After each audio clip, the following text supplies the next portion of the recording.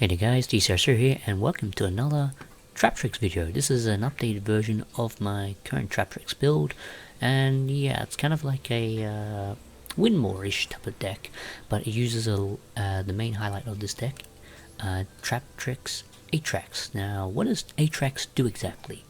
Now, Atrax is a unique Traptrix monster where, well, for one, it's unaffected by normal trap hole cards.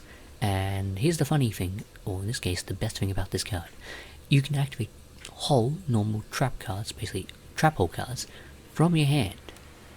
And the activation and effects of your normal trap cards on the field cannot be negated. So let's say you activate Torrential Tribute or one of these Floodgates cards that are normal, your opponent can't negate them. So yeah, it makes it so that your opponent can't do anything to stop you. So that's pretty much the highlight of this. This one works wonders in this deck because it allows you to use, for example, if you have Gravedigger's Trap Hole, you can activate this like 2 times from your hand. Around 2 times if you have the proper setup with Mantis and Colaria. Now the deck is pretty interesting that it uses this type of engine. I built it so that it works this way. So I did try a lot of crafting to pretty much make this deck as competitive as possible on the ladder, but it does have its moments where it does brick, and well, like any deck, if you brick, you can't really do anything, which we'll see in one of the replays, where I didn't draw anything until like maybe turn 3 or 4.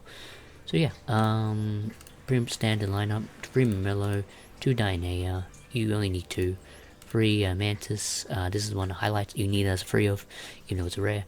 Vesquilio, you can run as a 1 or 2 of, I probably want to run as a 2 of because it's extended play, and yeah, it's really good in terms of you're making your stuff.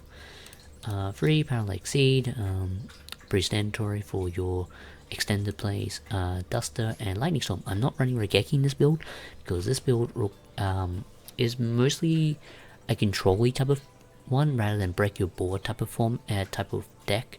So I chose to run Lightning Storm instead because back row does hurt this deck, and monsters effects do kind of screw you in a way, but destroying face-up monsters your opponent controls does kind of help.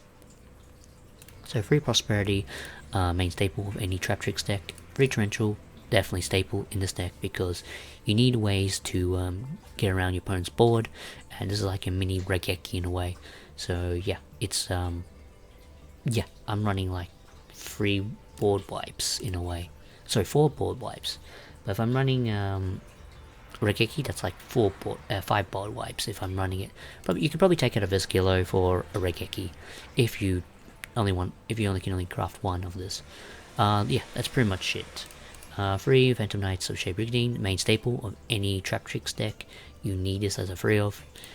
2 Floodgates and 2 Gravedigger's Trap Hole. There are times where 2 and 2 do come in handy.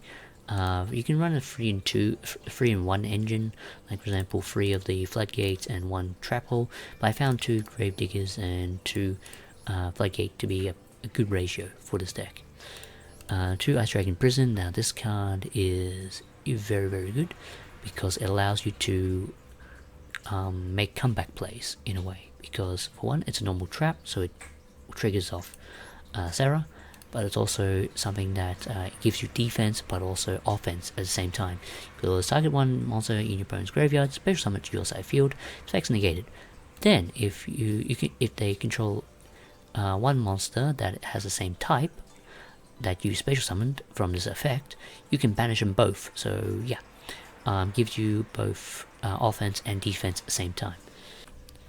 I'm also running 3 Solemn Judgments. This is main staple for, well, you can probably take it out for anything else in general, but I like to run some back row defense. So yeah, you don't really run a lot of spells in this as well, so Imperial Order plus Judgment is really good.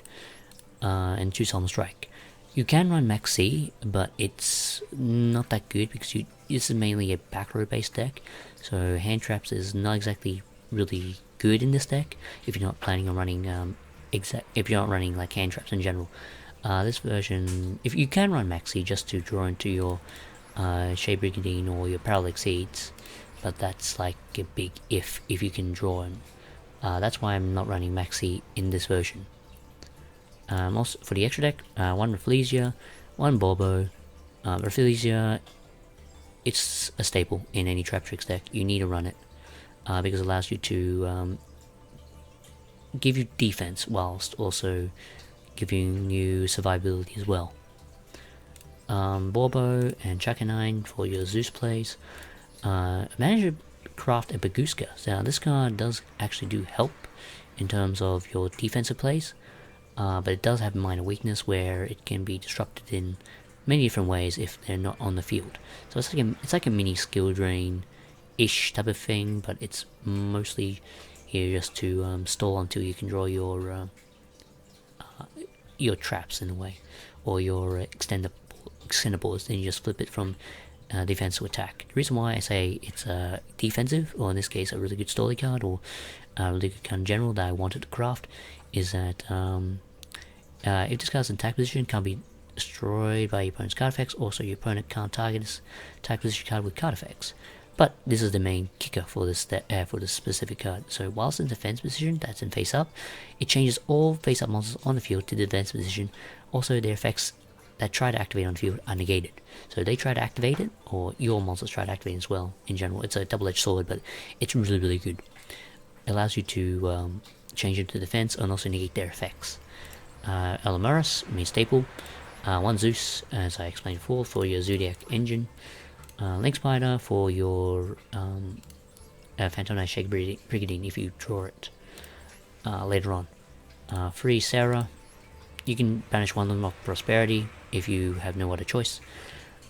Phoenix, this card can be taken out for anything else, but it's really, really good in terms of a link to. 1 Caloria, 1 Unicorn. You can take out Unicorn if you don't really want to run it. Bottle Sword Dragon and Access Code Talker. So yeah, hope you guys enjoyed this. Oh yeah, Access Code Talker does actually do help a lot. So yeah, hope you guys enjoyed this deck profile of my updated Traptrix deck. And please rate, comment, subscribe, and I hope you guys enjoyed the replays. Bye bye.